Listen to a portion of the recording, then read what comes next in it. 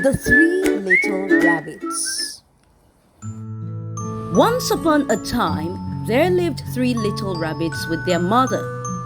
One day, they decided to leave the house and build their own home.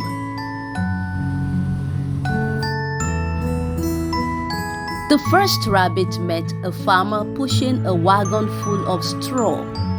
He called out to the farmer, "Good day, sir. Would you give me some straw so I can build my house, please?" The farmer stopped and gave him a pile of straw. The first rabbit built his house out of straw and invited his brothers to come and see it. He asked, "Do you like my house?" His brothers answered, "It looks nice, but we don't think it is strong enough." The first rabbit answered, "It doesn't have to be strong. I have finished building and now I can play." The second rabbit saw a lumberman with a wagon full of wood.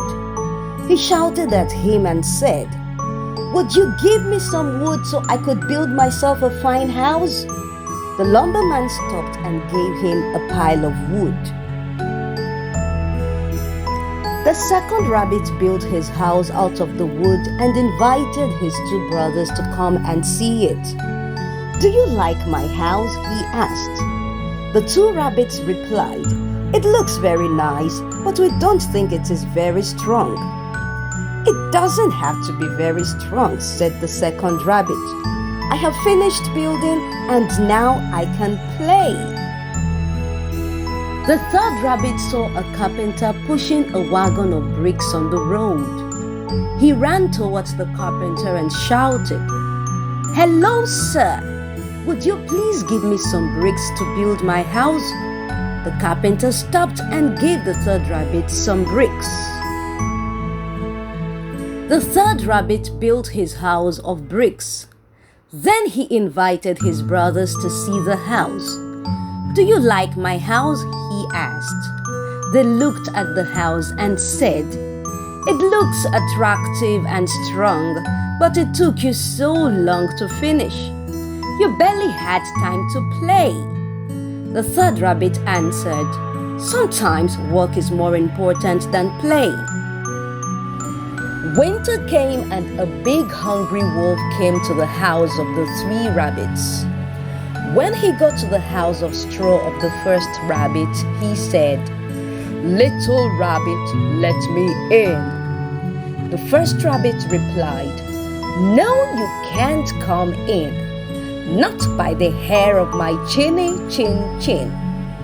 The wolf growled, "Then I'll huff and I'll puff and I'll blow your house in." So the wolf huffed and puffed and blew the straw house in pieces.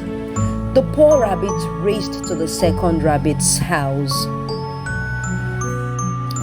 The big bad wolf ran after the first little rabbit and reached the house made of wood. He knocked and said, "Let me in." The second rabbit replied, "No, you can't come in. Not by the hair of my chinny chin chin." "Then I'll huff and I'll puff and I'll blow your house in," said the big bad wolf. So the wolf huffed and puffed and blew the wooden house in pieces. The two rabbits raced to the third rabbit's house in fear. The wolf ran after the rabbits and reached the house of the third rabbit. He knocked and said, "Let me in." "No, you can't come in. Not by the hair of my chinny chin chin," said the third rabbit. "Then I'll huff and I'll puff and I'll blow your house in," said the big bad wolf.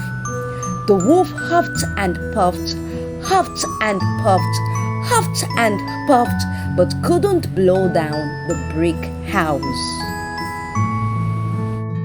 The big bad wolf would not give up so easily. He climbed onto the roof and jumped down the chimney. The three rabbits were waiting for him with a boiling pot of water. The big bad wolf jumped and landed in the boiling water.